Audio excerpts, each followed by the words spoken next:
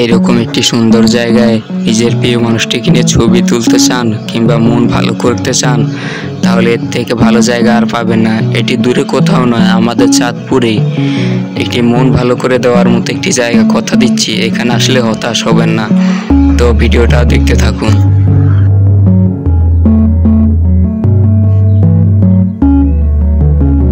তো আজকে আপনাদের নিয়ে যাবো আরেকটি কাশফুল, যেখানে অসংখ্য কাশফুল ফুটে আছে ও একটি সুন্দর জায়গা।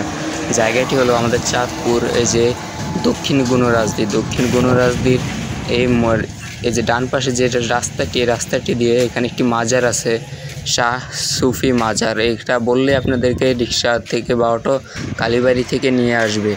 তো কালীবাড়ি থেকে আপনি চাইলে এই দক্ষিণ গুণরাজদি বললে মাজারটির কাছে নিয়ে আসবে। এরপর এই যে রাস্তাটি দিয়ে একদম সোজা মাথায় চলে যেতে হবে। মাথায় যাওয়ার সাথে সাথেই ঠিক বাম দিকে দেখতে পাবেন, এই যে এখন থেকেই দেখা যাচ্ছে। তো বাম দিকে আসার পরে ওইখানে দেখা যাচ্ছে, ঠিক এই জায়গাটিতে আসতে হবে আপনাদের।